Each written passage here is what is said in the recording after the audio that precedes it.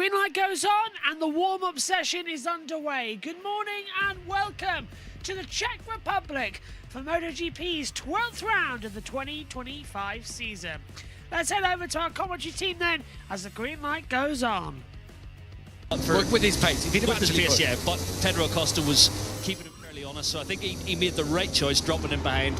It's easier to control. He was on the exhaust pipes of Pedro Acosta, brought the front temperature up, seen the light go off, and knew that's it, job done. And another victory, and he's just making a habit of it in these sprint races. And just to clarify, he didn't get a message on his dash from race direction, from the stewards. It's an internal Ducati system that was flashing for him.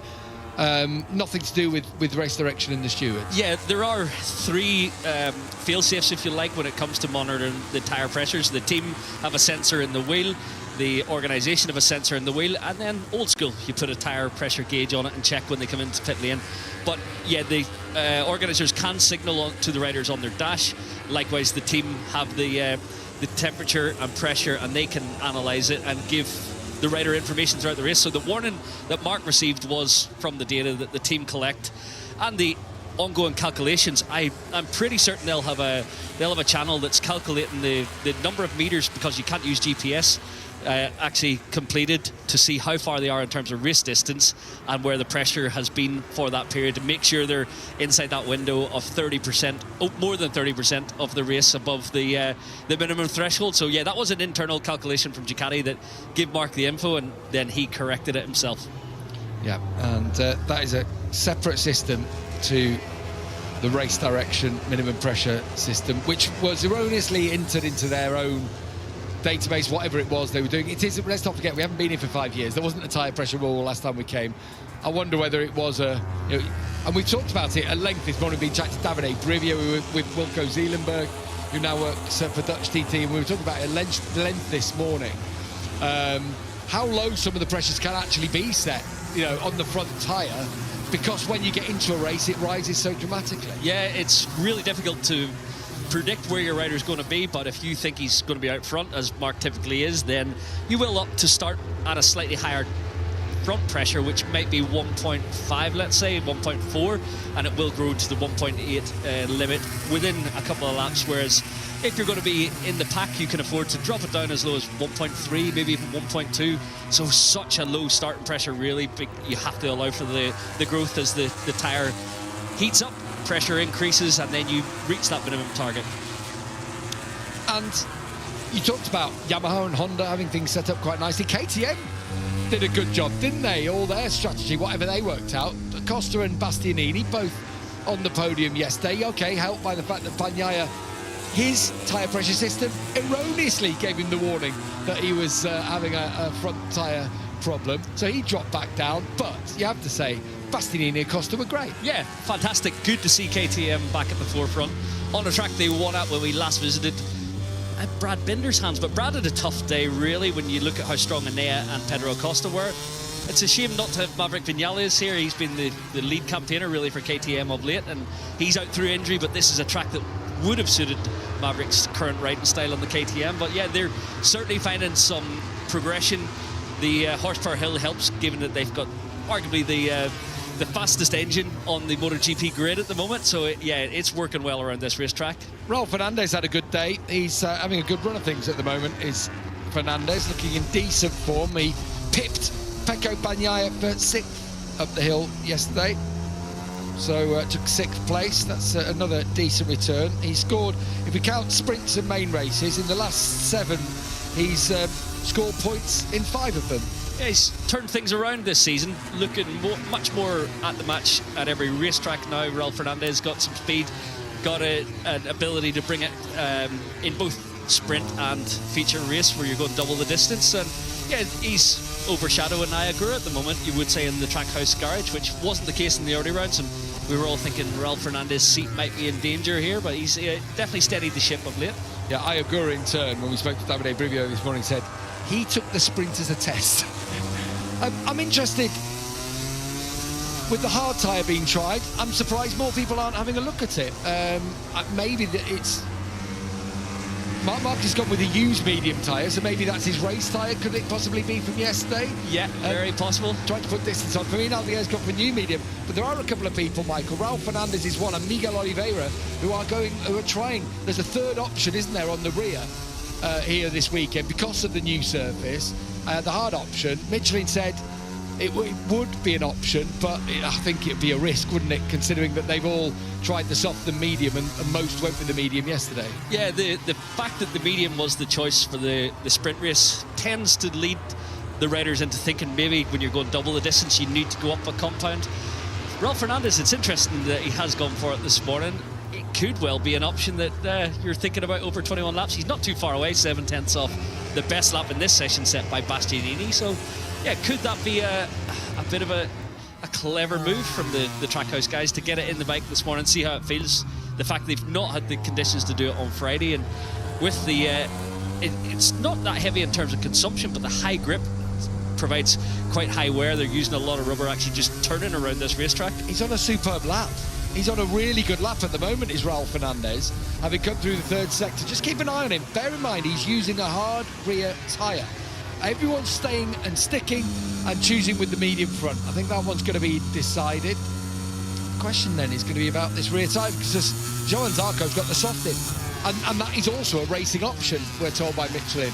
So it gives the riders a little bit of margin, doesn't it? Yeah, it's certainly. Ralph Fernandez jumps up to 4th with the lap time set on the hard tyre, but only 2/10 adrift, and at the third indicator he was right in touch. So it now makes the riders and engineers think, should we have tried it? Is there something to be had when it can lap as fast as it does?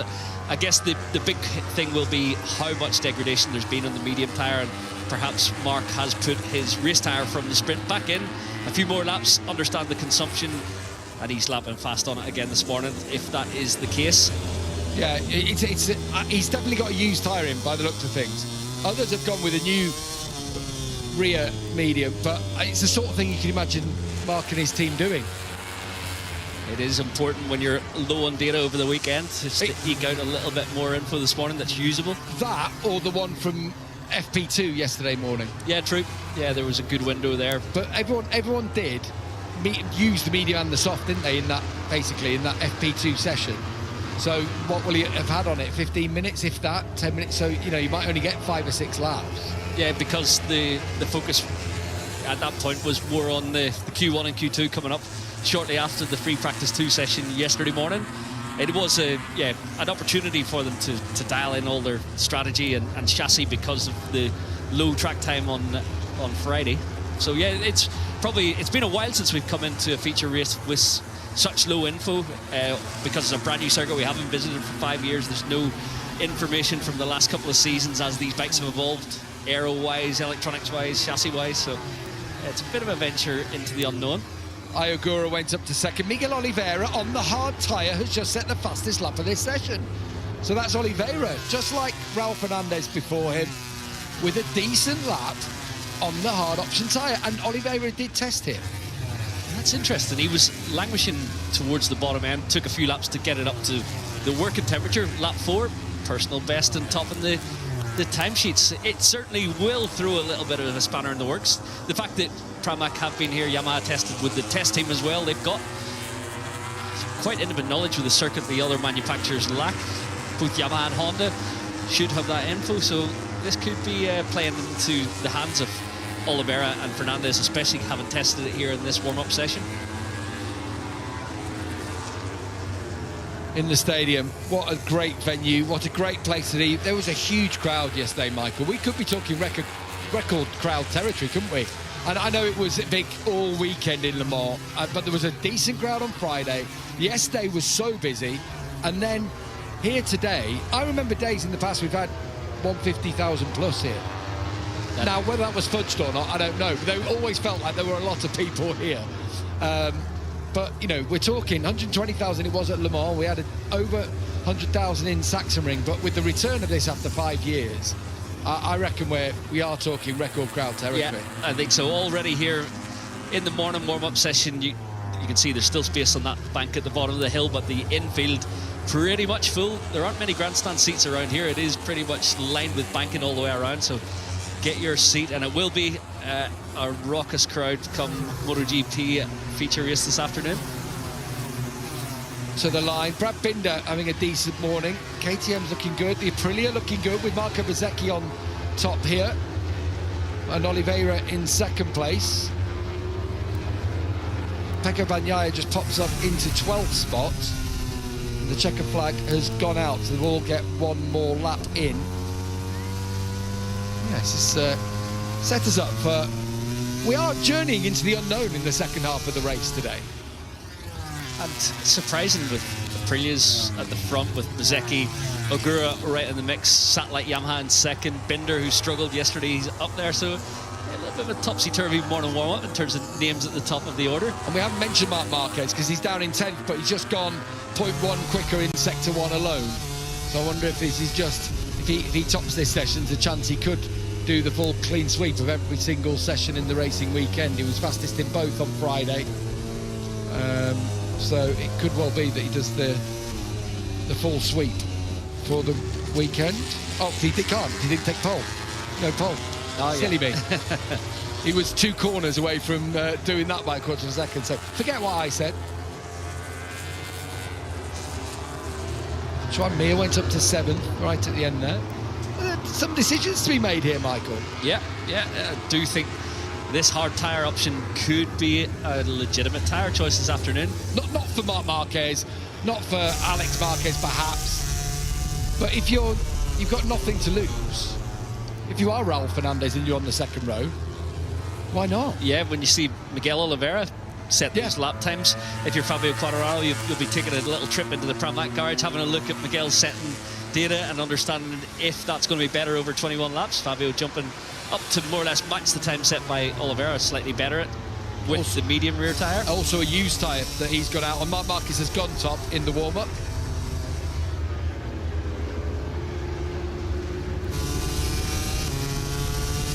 So go on board with Jorge Martin, he's tracking Bagnaia, former title rivals of course, but Bagnaia had a tough day yesterday with the erroneous warning on his dash.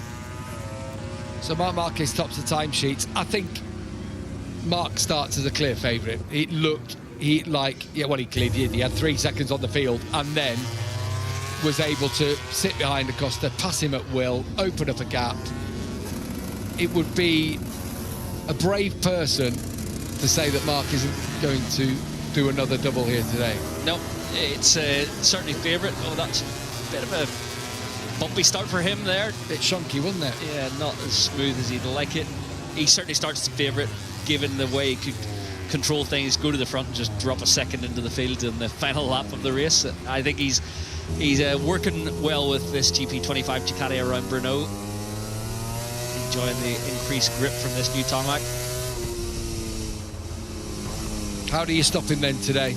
First lap's the game? Yeah, I think it's got to be beating him into turn 1, but he's done so well at recovering when people do try and ruffle him from the front at the head of the race. I think it could well be if tyres do drop. We've heard from the riders that the front tyre is an issue as well. This morning it was pretty much medium fronts all the way. We may see some hard fronts if the temperature increases throughout the afternoon. So there's the results then with Marc Marquez, Bezzecchi, Alex Marquez, Quartararo, Oliveira, Ayagura, Binder, Enea Bastianini, Mia, Polispargo, Raul Fernandez, Zarco, Augusto Fernandez, Bagnaia, Aldeguer, Miller, Dijantonio, Rins, Martin, Acosta, and then Luca Marini, the last one. No Nakagami, he's backed out. Similar injury actually to what we have for Songkat Chandra.